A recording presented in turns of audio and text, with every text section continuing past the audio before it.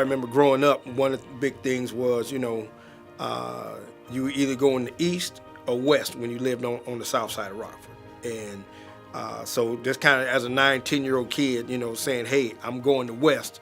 So, your Friday nights weren't going to watch any other team play. Your Friday nights were, I'm going to the West High football game. The 64 West team was the first Rockford public school team to go undefeated in a full season since 1910. We didn't have a lot of speed. Our two halfbacks were they were both under 6 foot, but they were quick and they were smart, and our fullback was a big kid, and our quarterback, Chuck Ayersman, was, he looked more like a linebacker. He played defense too. He looked more like a linebacker. My name's Anthony Wilson. I'm the son of Leslie Babe Wilson, who was one of the running backs on the 1964 West Warrior football team. Well, from stories that I heard it was a real great team. My dad and some of his friends, when they would be together on Sundays or different things like that, they always talked about, their football days at West High School and how they went undefeated. The kids that we had were really special. I mean, they had great sense of humor. They were pretty much relaxed. I mean, a lot of kidding. I remember Tony Musa was one of the biggest kidders we ever had on the football team, but it keeps you loose. And they didn't fool around. They went to work. Bodie was a disciplinarian, and the kids reacted that they loved the work. They loved the work. You didn't hear them complain. They ran sprints. They ran laps after practice. Just a great bunch of kids to work with, and that paid off. Growing up, being Babe Wilson's son was I had big shoes to fill. And even showing up to East High School to go to my first day of football practice, when they found out that my dad was Babe Wilson, nobody ever called me Anthony Wilson the rest of my high school career.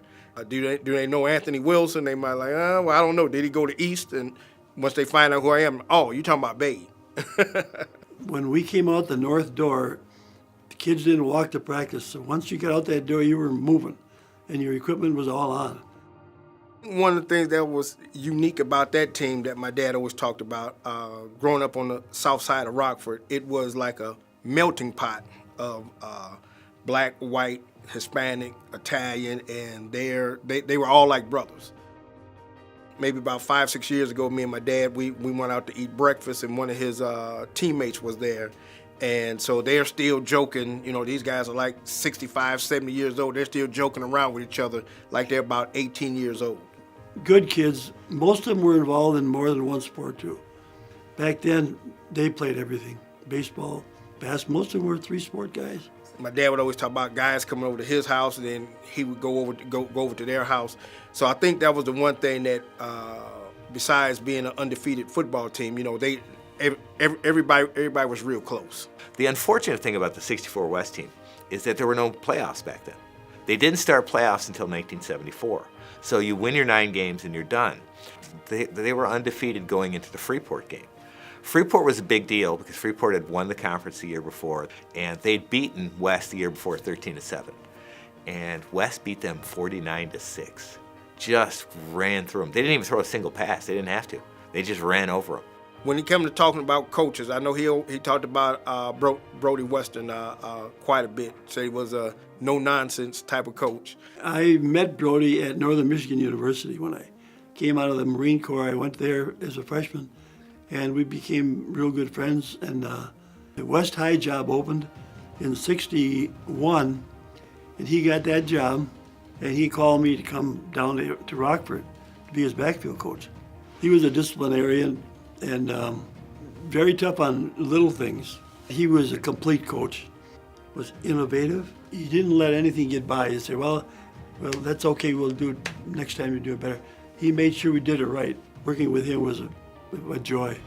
I believe the West 1964 team needs to be inducted into the Hall of Fame. I mean, anytime you get a team that goes undefeated, we have to recognize that. There wasn't a state championship at that time, but I believe that I've heard enough people say over the years that that team probably would have won the state championship. It would have been interesting to see how they did in the state playoffs, because Freeport was ranked #1 in the state and they crushed them. Well, the 1964 team, it's a great honor for them to be in the Hall of Fame. And I think that, when you go 9-0 and nobody's done it since 1910, that's quite an accomplishment.